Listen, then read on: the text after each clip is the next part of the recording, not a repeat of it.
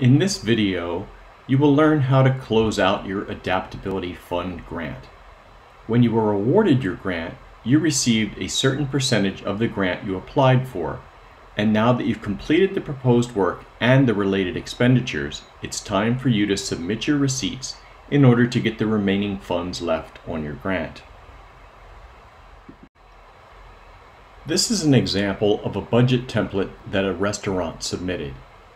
If you've seen some of our other tutorial videos, you may recognize this.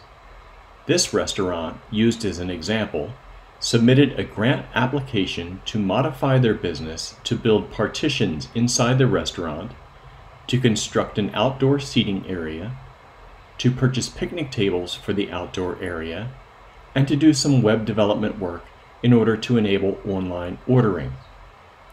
These 4 distinct modifications were broken out into 4 tracking codes. Tracking code number 101, 102, 103, and 104. Next to each tracking code, there is an estimate of how much each of the modifications will cost, and in this case, the request was made for $24,000.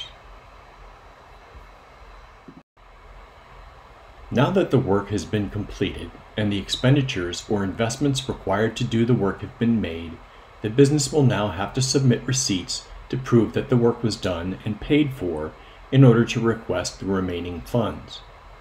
Let's take a look at the receipt submissions template cover sheet and step through each of the sections to help you understand how to fill it out. At the top of the sheet, you need to fill out the vendor data so we know who submitted the closeout request. You'll need to fill out your business name, the address, the phone number, and email. This will likely be the same as what was on your grant request, but make sure the contact information is accurate in case we need to call you to clarify anything. You need to submit receipts to prove you paid for any work that was done. For each receipt, assign a document number to it and clearly indicate that on the receipt. It's probably easiest to either glue or tape the receipts to a single sheet of paper and then write the document number next to it. That way, when you scan it, we know exactly which receipt you're referring to. Document 1 is the first receipt, document 2 is the second receipt, and so on. The easier you make it for us to understand which document you're referring to, the smoother the process will go. Refer back to your original proposal and tell us what tracking code the receipt is for. For example, 2 slides ago, in the restaurant's original proposal, tracking code 101 was to build the interior partitions. You can see in this example that there are 2 receipts, documents 1 and 2, that were for building the partition, and they fall under tracking code 101. This should also match what is on your special award conditions that you received when your grant was initially funded. We'll talk more about special award conditions in a bit. Fill in the vendor. We want to know who you paid. The invoice or proof of payment should have the vendor name on it. In this case of tracking code 101, there were 2 receipts, documents 1 and 2. It looks like they purchased some material from Home Depot and more material from Ace Hardware. Fill in a brief description of what the item purchased was, and in this case it was materials to build partitions. The transaction date should match what's on the receipt, and remember, only purchases between March 20th, 2020 and November 16th, 2020 are valid for reimbursement. Total paid is the eligible receipt amount. The receipts must be itemized. In other words, it has to show on the receipt what you paid for. If the receipt is not itemized, it will not count. So if your receipt is not itemized, you'll need to request one from the vendor. In some cases, you may need to go back to the vendor and request an itemized receipt. You must certify for each receipt that it is itemized. That's what the check mark in that column is there to remind you to verify. The last column on the right is also a verification that the receipt only includes valid purchases. If the receipt includes other items that were not approved for your grant but are included on the receipt, you'll have to do additional work to back out the unapproved purchases. We'll show you an example of this in a little bit, but it's far easier if you simply do not mix any invoices with unapproved items. If you do, certify no in the checkbox, as that helps us identify which invoices we need to scrutinize closely. It is easiest for us if you avoid submitting receipts that are mixed with unapproved purchases altogether. This is an example of the special award conditions the restaurant in our example might have received when their grant was approved. In this example, the project was fully funded as requested. Notice that the terms do not constrain the restaurant to limits by line item. Rather, the combined total of all the tracking codes cannot exceed the total, which in this case is $24,000. It is possible that the review committee could restrict a line item to a certain amount rather than the project total, and we'll go over that example in just a bit. Let's drill into what the actual costs might have been for this project. In this example, some actual expenditures were higher than expected and some were lower. For tracking code 101, which was interior partitions, the actual expenditures overran the award amount by $78. This seems reasonable. For tracking code 102, the building of the seating area underran the award amount of $15,000 by about $630. Again, this seems reasonable. It's less than 5%. Tracking code 103 came out almost exact, a slight underrun. Tracking code 104 had a rather large variance. It came in 125% over budget. If tracking code 104 stood alone and was limited to $4,000, this would be a problem. But because the award committee combined all of the tracking code line items together, much of the overrun is acceptable. Notice, however, that the project as a whole overran the award amount by $449. Because the award was $24,000, $24,000 is the cap on the reimbursement. Let's take a look at another scenario that the award committee may have funded on this restaurant project. In this example, they limited the construction of the outdoor seating area to $12,500 rather than the $15,000 that was originally requested. Tracking code 102 has terms of not to exceed $12,500. The award committee then combined tracking codes 101, 103, and 104 together as originally proposed for $9,000. The total request was for $24,000, but the determination by the award committee was for $21,500. Let's now look at how the actuals may have come in and compare the reimbursement with these modified terms from the special award conditions.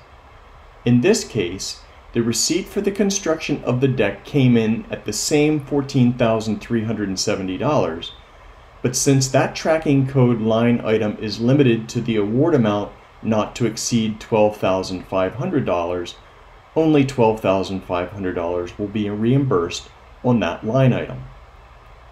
If we add the actual amounts from tracking code line items 101, 103, and 104, the combined total exceeded the award amount by $78, so only $9,000 would be reimbursed. The total reimbursement in this example will be $21,500, the same amount as was awarded. I should clarify that it's okay to show an overrun on the receipt submission template. In other words, if you spent more than the approved award amount using your own funds, don't hesitate to show that.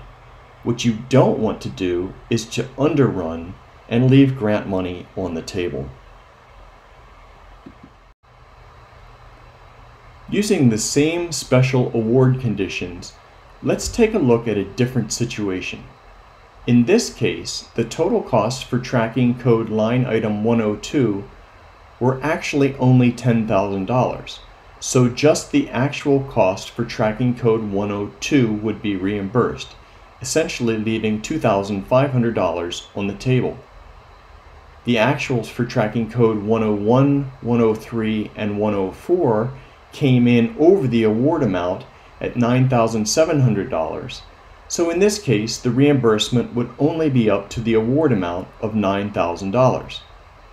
We encourage you to fully utilize your funding to get the maximum benefit available for your business. Now let's take a look at what to pay attention to when submitting your receipts. This receipt example has all of the elements required to qualify for reimbursement.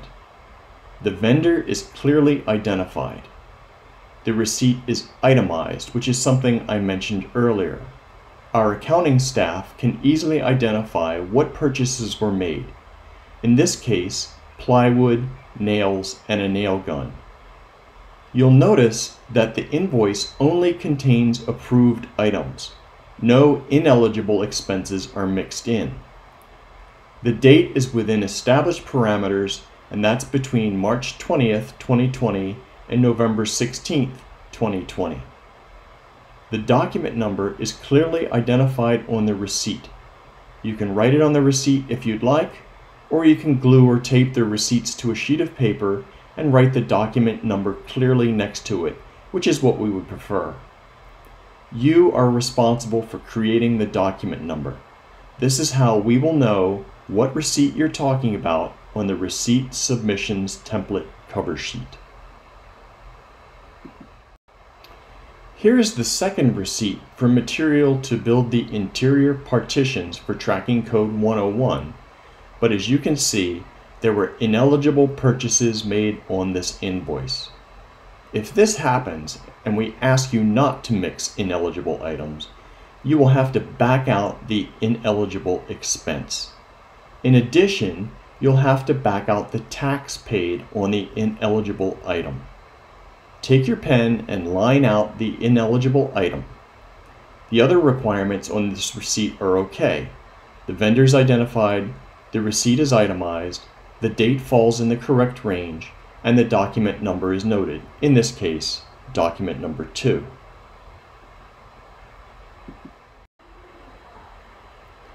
So what happens if you include an ineligible expense on a receipt? We have provided a little calculator on the receipt submission template.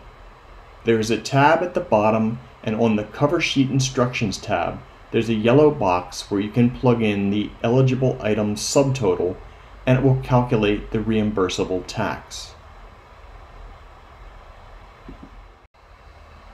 Let's take a closer look at the calculation.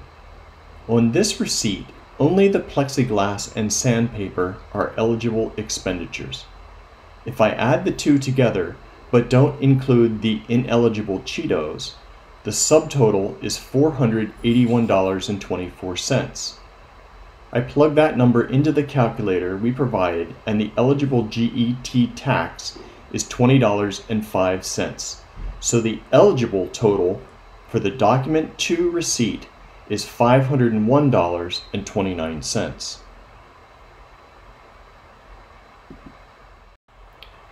$501.29 is what I would then transfer to the receipt submissions template cover sheet for document 2. Here's another example of an invoice that complies with all of the requirements for reimbursement.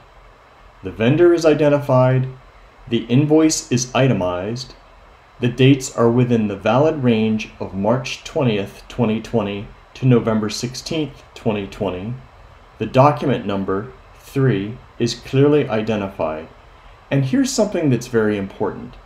The document shows that a payment was received and that no balance is due.